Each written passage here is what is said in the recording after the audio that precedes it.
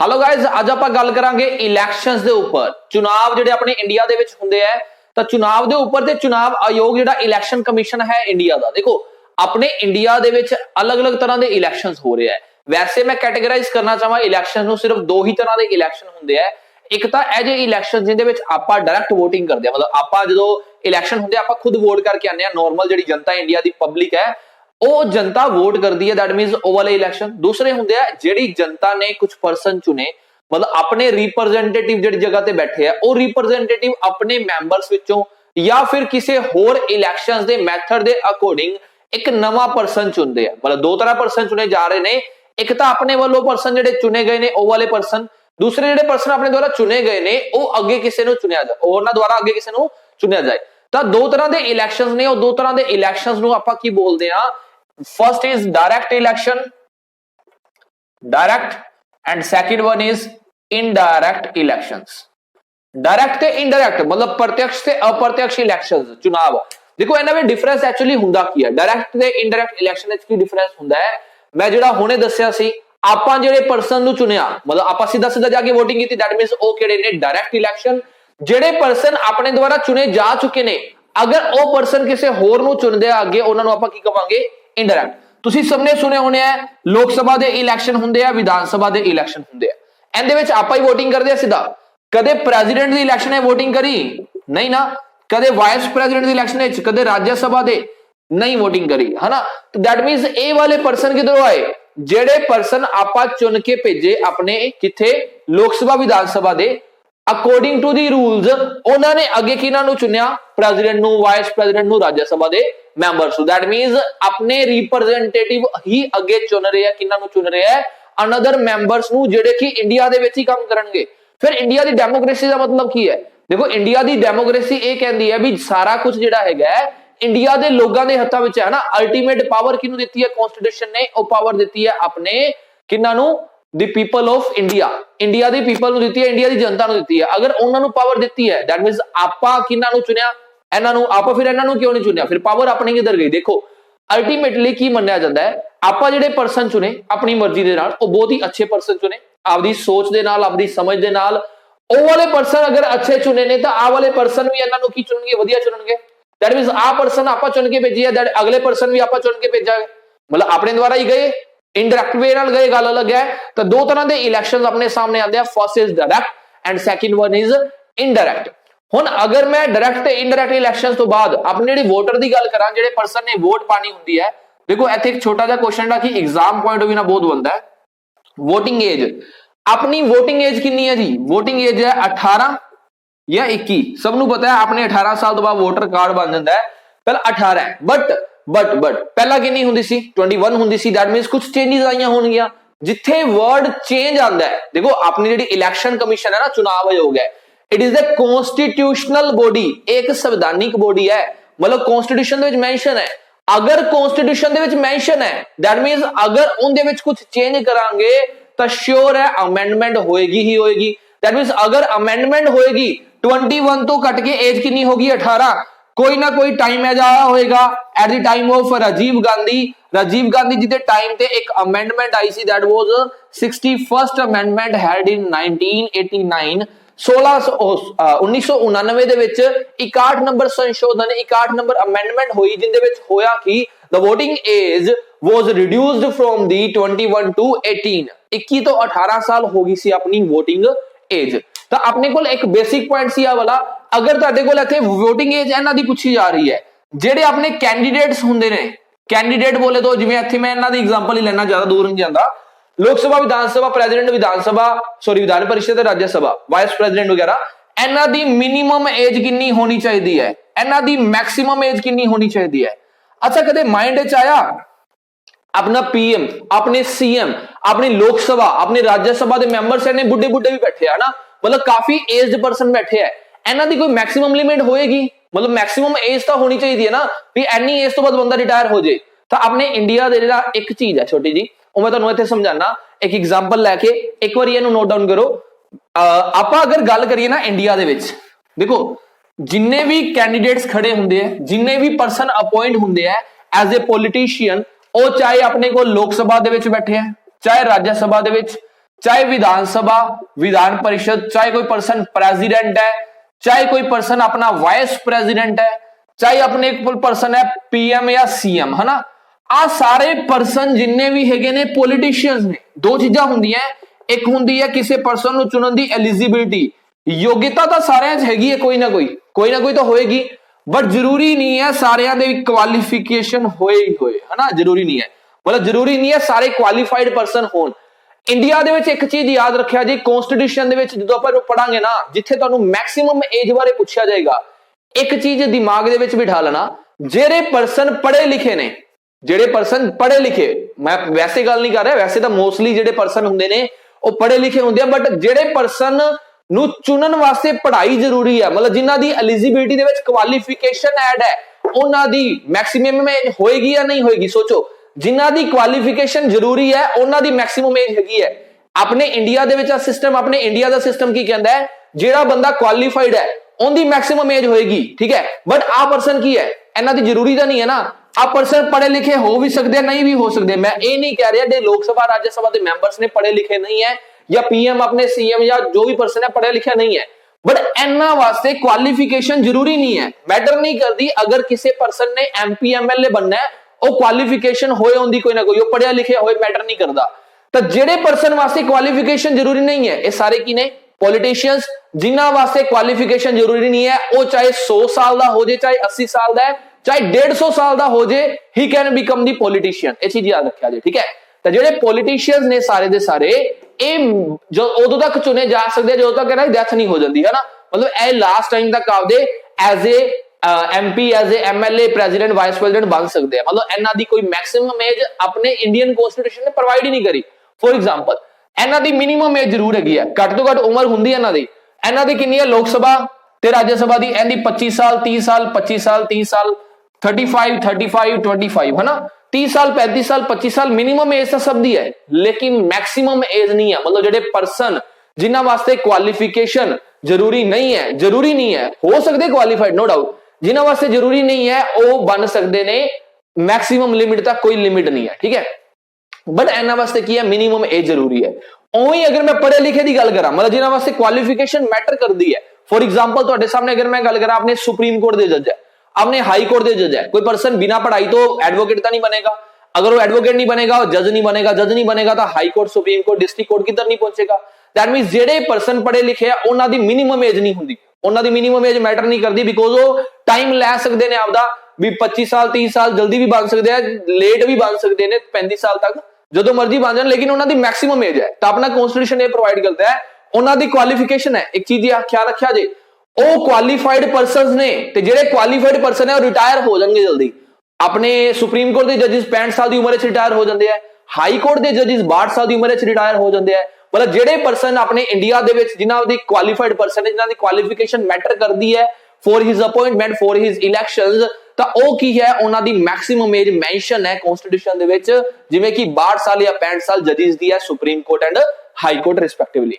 ਤਾਂ ਅਗਰ ਆਪਾਂ ਹੁਣ ਇਹਨਾਂ ਦੀ ਗੱਲ ਕਰੀਏ, ਆਪਣੇ ਕੋਲ ਇਹ ਕੀ ਸੀ, ਆਪਣਾ ਇਲੈਕਸ਼ਨ ਸਿਸਟਮ ਥੋੜਾ ਬਹੁਤ, ਹੈ ਨਾ। ਇਲੈਕਸ਼ਨ ਸਿਸਟਮ ਦੋ ਤਰ੍ਹਾਂ ਚੱਲਦਾ ਹੈ, ਇੱਕ ਤਾਂ ਡਾਇਰੈਕਟ ਹੋ ਗਿਆ, ਇੱਕ ਇਨਡਾਇਰੈਕਟ ਹੋ ਗਿਆ, ਤੁਹਾਨੂੰ ਮੈਂ ਆਲਰੇਡੀ ਦੱਸ ਚੁੱਕਿਆ। ਹੁਣ ਇਹਦੇ ਤੋਂ ਬਾਅਦ ਚੱਲਦੇ ਆ ਆਪਣੇ ਇਲੈਕਸ਼ਨ ਕਮਿਸ਼ਨ ਦੇ ਉੱਪਰ, ਚੁਣਾਵ ਆਯੋਗ ਦੇ ਉੱਪਰ। ਦੇਖੋ ਜੋ ਚੀਜ਼ ਸੱਚ ਹੈ ਇੰਡੀਆ ਦੇ ਵਿੱਚ ਉਹ ਹੈ, ਠੀਕ ਹੈ। ਤਾਂ ਇਲੈਕਸ਼ਨ ਕਮਿਸ਼ਨ ਆਫ ਇੰਡੀਆ, ਆਪਣਾ ਜਿਹੜਾ ਚੁਣਾਵ ਆਯੋਗ ਹੈ, ਇਹ ਹੁਣ ਕਨਸਟੀਟਿਊਸ਼ਨਲ ਬੋਡੀ ਹੈ। ਕਨਸਟੀਟਿਊਸ਼ਨਲ ਬੋਡੀ ਦਾ ਮਤਲਬ ਹੈ ਕਨਸਟੀਟਿਊਸ਼ਨ ਦੇ ਵਿੱਚ ਐਡ ਹੈ ਪਹਿਲਾਂ ਹੀ, ਜਦੋਂ ਕਨਸਟੀਟਿਊਸ਼ਨ ਬਣਿਆ ਸੀ ਉਦੋਂ ਐਡ ਸੀ ਕਨਸਟੀਟਿਊਸ਼ਨ ਦੇ ਵਿੱਚ। ਅਗਰ ਕਨਸਟੀਟਿਊਸ਼ਨ ਦੇ ਵਿੱਚ ਐਡ ਸੀ ਤਾਂ ਐਕਚੁਅਲੀ ਇਹ ਬਣੀ ਕਦੋਂ ਤੇ ਇਹਦਾ ਸਟਰਕਚਰ ਐਟ ਪ੍ਰੈਜ਼ੈਂਟ ਕੀ ਹੈਗਾ, ਤਾਂ ਉਹ ਆਪਾਂ ਹੁਣ ਦੇਖਦੇ ਹਾਂ, ਠੀਕ ਹੈ। ਇਲੈਕਸ਼ਨ ਕਮਿਸ਼ਨ ਆਫ ਇੰਡੀਆ, ਪਹਿਲੀ ਗੱਲ ਤਾਂ ਇਹ ਕਿਹੜੇ ਆਰਟੀਕਲ ਦੇ ਅੰਡਰ ਕਵਰ ਹੁੰਦਾ ਹੈ? It covers under the article number 324, 324 number article ਦੇ ਵਿੱਚ ਕਵਰ ਹੁੰਦਾ ਹੈ ਆਪਣਾ ਕਿਹੜਾ ਇਲੈਕਸ਼ਨ ਕਮਿਸ਼ਨ। दैट मींस एक ही होगी, it is a constitutional body, एक संवैधानिक बॉडी है। एक केड़ी हुंदी है कॉन्स्टिट्यूशन के अलावा अपने कोल एक हुंदी है एग्जीक्यूटिव बॉडी। एग्जीक्यूटिव दी कार्यपालिका ने खुद बनाई है, जिवें तुसीं सुनिया होएगा नीति आयोग, है ना। नीति आयोग चल रहा है, पहला प्लानिंग कमीशन योजना आयोग हुंदा सी। एक हुंदी है स्टैट्यूटरी बॉडी। स्टैट्यूटरी जेहड़ी हुंदी है जदों एक लॉ पास करके स्पेशली बनाई जाए, that is a statutory body. मतलब लोक सभा राज्यसभा के प्रेसिडेंट ने एक बिल पास किया, फिर एक बॉडी बनी, लेकिन वो कॉन्स्टिट्यूशन दे विच मेंशन नहीं है, that is the statutory body, ठीक है। तो मैं लिख देना अगर चाहिए था। एक अपने कोल हुंदी है स्टैट्यूटरी बॉडी, एक अपने कोल हुंदी है एग्जीक्यूटिव बॉडी, एक हुंदी है कॉन्स्टिट्यूशनल बॉडी। ਤਾਂ ਤਿੰਨ ਤੁਹਾਡੇ ਕੋਲ ਹੈਗੀਆਂ, ਤਿੰਨੋਂ ਆਪਾਂ ਨੇ ਕੀ ਕਹਿ ਰਹੀਆਂ ਨੇ, ਸਭ ਤੋਂ ਪਹਿਲੀ ਸਟੈਚੂਟਰੀ ਹੈਗੀ ਹੈ। ਸਟੈਚੂਟਰੀ ਆਪਾਂ ਨੂੰ ਇਹ ਕਹਿ ਰਹੀ ਹੈ ਜਿਹੜੀ ਬੋਡੀ ਇੱਕ ਪਾਰਟਿਕੂਲਰ ਲੋ ਪਾਰਟਿਕੂਲਰ ਬਿੱਲ ਪਾਸ ਕਰਕੇ ਬਾय ਦੀ ਪਾਰਲੀਮੈਂਟ ਜਿਹੜੀ ਆਪਣੀ ਸੰਸਦ ਨੇ ਕ੍ਰੀਏਟ ਕਰੀ ਹੈ ਉਹਨੂੰ ਆਪਾਂ ਕੀ ਕਹਿ ਦਿੰਦੇ ਆ ਸਟੈਚੂਟਰੀ। ਐਗਜ਼ੀਕਿਊਟਿਵ ਹੈ ਜਿਹੜੀ ਆਪਣੀ ਕਾਰਿਆਪਾਲਿਕਾ ਹੈਗੀ ਆ, ਕਾਰਿਆਪਾਲਿਕਾ ਨੇ ਆਪਦਾ ਕੰਮ ਸੌਖਾ ਕਰਨ ਵਾਸਤੇ ਜਾਂ ਕੁਝ ਪਲਾਨ ਕਰਨ ਵਾਸਤੇ ਬਣਾਈ ਹੈ, ਉਹ ਕਿਹੜੀ ਹੈ ਐਗਜ਼ੀਕਿਊਟਿਵ ਬੋਡੀ। ਕॉन्स्टिट्यूशनल ਜਿਹੜੀ ਕਿ ਕॉन्स्टिट्यूशन ਦੇ ਵਿੱਚ ਮੈਂਸ਼ਨ ਹੈ, फॉर एग्जांपल जिंदा आर्टिकल है, सीधा सीधा याद रखो जिंदा आर्टिकल है ना constitution they which, that is a constitutional body. तो आपने कोल की है कॉन्स्टिट्यूशनल बॉडी है केड़ी इलेक्शन कमीशन ऑफ इंडिया। आगे चलते हैं इलेक्शन सिस्टम, इलेक्शन कमीशन बारे हिस्ट्री देखते हैं, हिस्ट्री दे विच की आ। हुण आपां इलेक्शन कमीशन बारे आपां पहला हल्की जी हिस्ट्री जान लैंदे हां, इहदा स्ट्रक्चर देख लैंदे हां किदां दा है। देखो इलेक्शन कमीशन ऑफ इंडिया एक ही है, एक मल्टी मैंबर बॉडी है, multi member body. Multi member body का मीनिंग की हुंदा है, इहदे विच जिहड़े मैंबर्स हैगे आ 1+2 है। 1+2 बोले तो देखो पहली गल तां इलेक्शन कमीशन है, इहदा हेड की होएगा इलेक्शन कमिश्नर, है ना। तां एक तां हैगा अपने कोल chief election commissioner, chief election commissioner. दो उहदे नीचे हुंदे आ इलेक्शन कमिश्नर, इलेक्शन कमिश्नर। देखो आगे चीफ नहीं लग रहा, लेकिन अपने जिहड़ी है जदों ये रूल बनिया सी ਉਹਦੇ ਵਿੱਚ ਇਹ ਐਕਟ ਦੇ ਵਿੱਚ ਇਹ ਮੈਂਸ਼ਨ ਸੀ ਤਿੰਨਾਂ ਦੀ ਜਿਹੜੀ ਪਾਵਰ ਹੋਏਗੀ ਉਹ ਕੀ ਹੋਏਗੀ ਇਕੁਅਲ ਹੋਏਗੀ। ਜੋ ਕੁਝ ਡਿਸਾਈਡ ਕੀਤਾ ਜਾਏਗਾ ਉਹ ਡਿਸਾਈਡ ਕੀਤਾ ਜਾਏਗਾ ਵਿਦ ਦੀ ਮੈਜੋਰਿਟੀ, ਠੀਕ ਹੈ। ਹੁਣ ਅਗਰ ਮੈਂ ਗੱਲ ਕਰਾਂ ਇਲੈਕਸ਼ਨ ਕਮਿਸ਼ਨ ਦੀ ਹਿਸਟਰੀ ਦੀ, ਮਲਟੀ ਮੈਂਬਰ ਬੋਡੀ ਕਦੋਂ ਬਣੀ, ਕਿਵੇਂ ਬਣੀ, ਪਹਿਲਾਂ ਕੀ ਸੀ ਸਿੰਗਲ ਸੀ ਜਾਂ ਮਲਟੀ, ਤਾਂ ਦੋ ਤਿੰਨ ਚੇਂजेस ਆਈਆਂ ਨੇ। ਅਗਰ ਮੈਂ ਗੱਲ ਕਰਾਂ ਆਪਣੇ ਇਹ ਬੋਡੀ ਦੀ ਐਸਟੈਬਲਿਸ਼ਮੈਂਟ ਕਦੋਂ ਹੋਈ ਸੀ, ਤਾਂ ਹੋਈ ਸੀ 25 ਜਨਵਰੀ 1950 ਨੂੰ। 25 जनवरी 1950 हाँ जी, अपना कॉन्स्टिट्यूशन लागू होने तो जस्ट बिफोर वन डे एक दिन पहला 25 जनवरी 1950 ਤੇ 25 ਜਨਵਰੀ 1950 ਨੂੰ ਹੁਣ ਆਪਾਂ ਸੈਲੀਬ੍ਰੇਟ ਕੀ ਕਰਦੇ ਆ, it is a voters day. Voters day ਪਾਣੀ ਵਾਲਾ ਨਹੀਂ, ਵੋਟਰ ਬੋਲੇ ਤੋਂ ਜਿਹੜੇ ਵੋਟ ਪਾਉਂਦੇ ਆ, ਠੀਕ ਹੈ, ਵੋਟਰਸ ਡੇ। 25 ਜਨਵਰੀ 1950 ਤੋਂ ਲਾ ਕੇ 15 ਅਕਤੂਬਰ 1999 ਤੱਕ ਇਹ ਕੀ ਚੱਲਦੀ ਰਹੀ ਹੈ, it was a single member body. Single member body ਦਾ ਇੱਥੇ ਮਤਲਬ ਇਹ ਹੈ ਸਿਰਫ ਇੱਕ ਪਰਸਨ ਹੁੰਦਾ ਸੀ, that was a chief election commissioner. ਮਤਲਬ ਸਟਾਰਟਿੰਗ ਤੋਂ ਜਿਵੇਂ ਫਸਟ ਤੁਸੀਂ ਸੁਣੇ ਹੋਣੇ ਆ ਸੂ ਕੁਮਾਰ ਸੇਨ ਹੈਗੇ ਸੀ, ਤਾਂ ਪਹਿਲਾ ਚੀਫ ਇਲੈਕਸ਼ਨ ਕਮਿਸ਼ਨਰ ਹੁੰਦੇ ਸੀ, ਕੱਲਾ ਸਿੰਗਲ ਇੱਕ ਪਰਸਨ ਹੁੰਦਾ ਸੀ। ਆ ਦੋ ਪਰਸਨ ਕੱਲੇ ਇਲੈਕਸ਼ਨ ਕਮਿਸ਼ਨਰ, ਹਿੰਦੀ ਵਿੱਚ ਇਹਨੂੰ ਬੋਲਾਂਗੇ ਮੁੱਖ ਚੁਣਾਵ ਆਯੁਕਤ, ਇਹ ਹੈ ਚੁਣਾਵ ਆਯੁਕਤ, ਠੀਕ ਹੈ, ਇਹ ਨਹੀਂ ਹੁੰਦੇ ਸੀ ਦੋ ਨੀਚੇ ਵਾਲੇ। फिर 16 अक्टूबर on the 16th of October 1989 it just converts into एक इंच कन्वर्ट होगी इन मल्टी मेंबर बॉडी। फिर बन गई multi member body. Multi member body की सी सेम चीज 1+2 वाली, ठीक है। फिर अगे 1990 ਦੇ ਵਿੱਚ ਕੀ ਬਣ ਗਈ, ਸਿੰਗਲ ਬੋਡੀ ਬਣ ਗਈ। ਸਿੰਗਲ ਮੈਂਬਰ ਮਤਲਬ ਇੱਕ ਹੀ ਪਰਸਨ ਹੋਏਗਾ, ਉਹ ਕਿਹੜਾ ਹੋਏਗਾ CEC, that was chief election commissioner. that ਅੱਗੇ ਫਿਰ ਉਹਦੇ ਤੋਂ ਬਾਅਦ October 1993 again in October 1993 that was converted in multi member body। मतलब ਹੁਣ ਤੁਹਾਡੇ ਕੋਲ ਅਗਰ ਪੇਪਰ ਦੇ ਵਿੱਚ ਆ ਰਿਹਾ ਹੈ ਤਾਂ ਤੁਸੀਂ ਇਹ ਦੇਖਣਾ ਦੋ ਆਪਸ਼ਨਸ ਆਣਗੀਆਂ, ਜਾਂ ਤਾਂ ਆ ਵਾਲੀ ਡੇਟ ਮੈਂਸ਼ਨ ਹੋਏਗੀ ਕਦੋਂ ਬਣੀ ਸੀ ਫਸਟ ਟਾਈਮ, ਜਾਂ ਆ ਹੋਏਗੀ, ਠੀਕ ਹੈ। ਹੁਣ ਤੁਸੀਂ ਦੇਖਣਾ ਹੈ ਕਦੋਂ ਕਿਹੜੀ ਡੇਟ ਮੈਂਸ਼ਨ ਕੀਤੀ ਗਈ ਐਗਜ਼ਾਮ ਪੁਆਇੰਟ ਆਫ व्यू ਨਾਲ। ਵੈਸੇ ਪੁੱਛਦੇ ਆ ਵੀ ਮਲਟੀ ਮੈਂਬਰ ਬੋਡੀ ਕਦੋਂ ਤੋਂ ਚੱਲ ਰਹੀ ਹੈ, 1989 1993 ਅਗਰ ਦੋਨੋਂ ਮੈਂਸ਼ਨ ਹੈ, 1993 1989 अगर दोनों मेंशन है तो 1993 लगाओगे, बिकॉज एट प्रेजेंट 1993 तो बाद हुन कंडीशन जिहड़ी चल रही है वो एट प्रेजेंट वाली चल रही है। मतलब आही कंडीशन हुन चल रही है मल्टी मेंबर बॉडी वाली जिहड़ी 1993 दे विच बनी सी, ठीक है। हुन अपने कोल ये तां हो गई उहदी हिस्टरी थोड़ी जी, मतलब एट प्रेजेंट दी भी गल करा, तुसीं करंट दे विच ये भी चेक करने हैं, पेपर विच करंट विच भी पूछे जांदे हैं अपना चीफ इलैक्शन कमिश्नर कौन है, इलैक्शन कमिश्नर कौन है, या थर्ड इलैक्शन कमिश्नर कौन है। देखो जो ए वाला पर्सन रिटायर होएगा ना तो एंदी जगह कौन ले लेगा, जेड़ा आदना दोनों विचों पुराना होएगा, ये ऊपर चला जाएगा, फिर एंदी सीट खाली हो जाएगी, एंदी जगह ते नवा इलेक्शन कमिश्नर आ जाएगा। फिर जो नेक्स्ट वाला रिटायर हो जाएगा एंदी जगह ते ओ वाला चला जाएगा, फिर जेड़ा पुराना होएगा वो चीफ बन जाता है, तो फिर फर्दर चेंजेस आंदियां रहंदियां, ठीक है।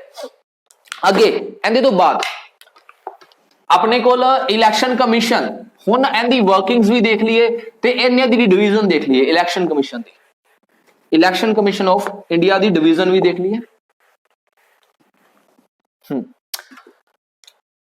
Election commission of India centre level की गल करा, पहला तो मैं इत्थे दोनों दस देना। इलैक्शन कमीशन ऑफ इंडिया एक तो हुंदा ECI जिहड़ा तुहाडे सामने हुणे मैं लिखिया होया इलैक्शन कमीशन ऑफ इंडिया, एक हुंदा SEC बोले तो स्टेट इलैक्शन कमीशन, मतलब स्टेट दा अलग होएगा सेंटर दा अलग होएगा। मैं इनदी डिवीजन तां दस रहा, एक सिंपल जा क्वेश्चन काफी बारी एग्जाम दे विच आंदा है, जेड़ा अपना ए वाला पर्सन है election commission of India centre level वाला, एक किंदे किंदे इलैक्शन करवांदा है। मैं ज्यादा नहीं इत्थे लिखूंगा, president they, vice president, parliament and state legislature. दिमाग थोड़ा जा आएगा, दिमाग की आएगा इत्थे स्टेट किधर आ गया, स्टेट दा आ रहा है ना।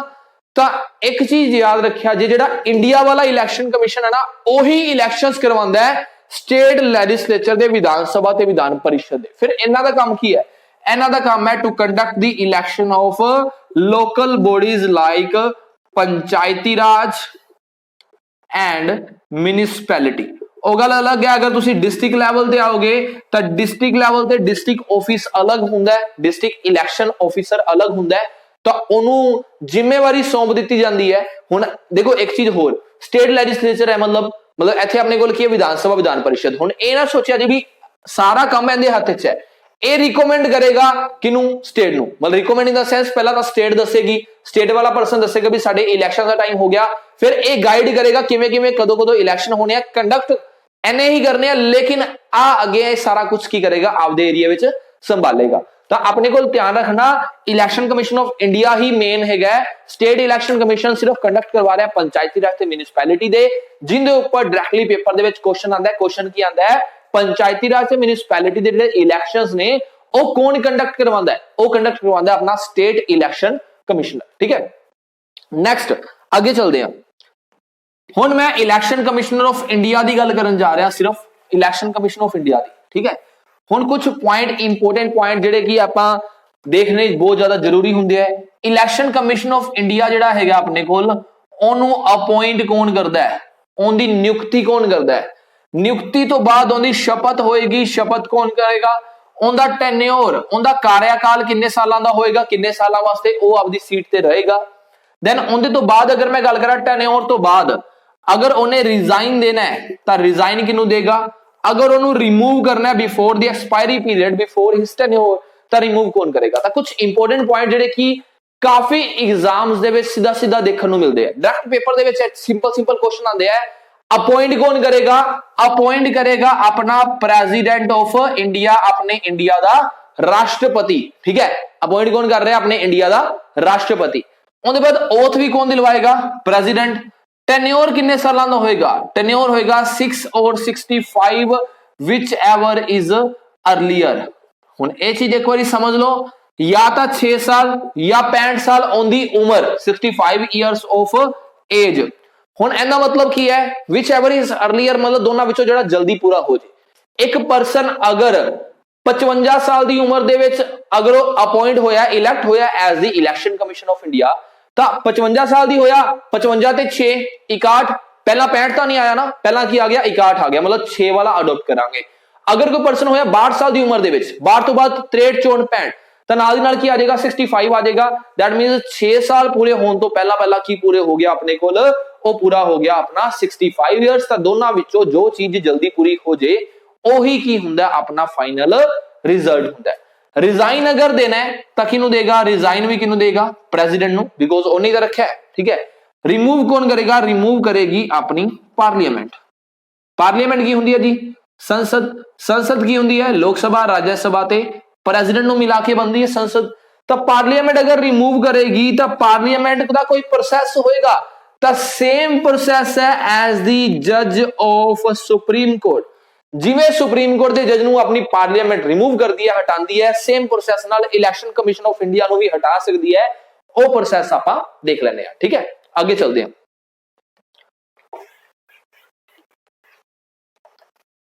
अच्छा, इत्थे मैं बिल्कुल सिंपल अगर गल्लां करां, जे अगर मैं स्टेट लैवल ते इत्थे आवां, हुण मैं इत्थे चलो मैं तुहाडे सामने लिख रहा स्टेट लैवल।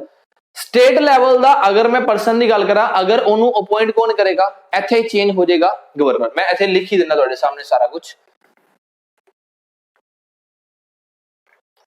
स्टेट लैवल ਦੇ स्टेट इलैक्शन कमिश्नर की गल करिए तो उन्होंने अपॉइंट कौन करेगा, गवर्नर करेगा, ठीक है। ओथ कौन दिलवाएगा उन्होंने, गवर्नर दिलवाएगा। टेन्योर कितना हो जाएगा, स्टेट लैवल ते चेंज हो जाता है 6 या 62 हो जाता है, बाकी सब चीजें में। रिजाइन किनू देगा, जिन्हें उन्होंने रखा है गवर्नर नू। रिमूव कौन करेगा, रिमूव करेगा अपना president with the help of parliament, ठीक है, या काउंसिल ऑफ मिनिस्टर। तो यह चीज याद रखिया जे, ਇੱਥੇ अपॉइंट ਤੇ ओथ ਤੇ रिजाइन ਤੇ गवर्नर आएगा, बिकॉज स्टेट लेवल ਦਾ ਬੰਦਾ रिमूव करना है तो सेंटर लेवल ही रिमूव करेगा, स्टेट लेवल को पावर रिमूव करने ਦੀ नहीं है। आगे चलते हैं, लास्ट आज दे लेक्चर ਦਾ लास्ट पॉइंट। ਹੁਣ ਆਪਣੇ ਕੋਲ ਅੱਗੇ ਹੈਗਾ ਨੈਕਸਟ रिमूवल है ना, रिमूवल है। रिमूवल सुप्रीम कोर्ट या हाई कोर्ट के जजिस की किदा हुंदी है, सुप्रीम कोर्ट है चाहे हाई कोर्ट है चाहे अपना की है चीफ इलेक्शन कमिश्नर है, सेम प्रोसेस नाल रिमूव हुंदा है। सेम प्रोसेस अपने कोल केड़ी हैगी है, लोक सभा या राज्य सभा जिधर भी स्टार्ट होएगा प्रोसेस, पहली गल तो स्टार्ट होएगा ना, तो स्टार्ट हो सकता है अगर चीफ इलेक्शन कमिश्नर कोई मिसबिहेवियर कर रहा है, आउट ऑफ पावर जाके काम कर रहा है, अनकॉन्स्टिट्यूशनली गैर संवैधानिक काम कर रहा है, he can remove from the his office by the president of India. लेकिन पहला कौन पास करेगा, अपनी पार्लियामेंट पास करेगी। तो लोक सभा दे अगर 100 बंदे हां कर देंगे हैं, शक दे घेरे दे विच हां करता भी आ वाला पर्सन कुछ ना कुछ गलत कर रहा है, ठीक है, तो वो वाला पर्सन की करेगा, ऑन दी प्रोसेस की हो जाएगी स्टार्ट। अगर राज्य सभा स्टार्ट करनी है तो 50% चाहिए, बिकॉज इधर मैंबर्स की होंगे घट, तो स्टार्ट होनी है जिधर मर्जी होगी। चलो आप पहला केस लेने, अगर लोक सभा में स्टार्ट होंगी, अगर लोक सभा में स्टार्ट हुई तो कुछ डेज बाद उन्हें की मिलेगी मेजोरिटी, मतलब बहुमत मिलेगा। 2/3 पर्सन ने लोक सभा में साइन करते, साइन करने तो बाद राज्य सभा में जाएगा, एनू छड़ दो एक बारी।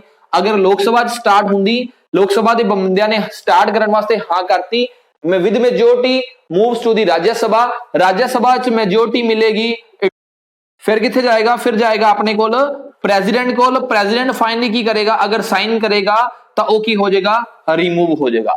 ओही सेम प्रोसेस किधर है, राज्य सभा दे विच अगर प्रोसेस किथे स्टार्ट हुंदी, राज्य सभा दे विच स्टार्ट हुंदी, तो राज्य सभा विच स्टार्ट होने तो बाद इहदे कोल की लई जानी सी, मेजोरिटी लई जानी सी। अगर मेजोरिटी मिल जाती, राज्य सभा तो बाद किथे जानी सी, लोक सभा दे विच। लोक सभा ने अगर मेजोरिटी देती, फिर किंदे कोल जानी सी, अपने राष्ट्रपति प्रेसिडेंट कोल। फाइनली अगर प्रेसिडेंट साइन कर दिंदा तो अपना जिहड़ा चीफ इलेक्शन कमिश्नर है, इलेक्शन कमिशन ऑफ इंडिया है, तो वो की हो जाना सी, रिमूव। सेम प्रोसेस किंदे वास्ते है, सुप्रीम कोर्ट के जजिस वास्ते, हाई कोर्ट के जजिस वास्ते। तो यह सी अज दा अपना lecture election commission of India. थोड़ी जी स्पीड नाल होया, लेकिन मैनू नहीं लगता कोई डाउट रहा होगा इहदे विच। एक तुहाडे नाल मैं पीडीएफ शेयर कर दांगा अपनी जिहड़ी पॉलिटिकल पार्टीज ने, वो पार्टीज दी, ठीक है। थैंक यू सो मच, मिलते हैं अगले सैशन दे विच।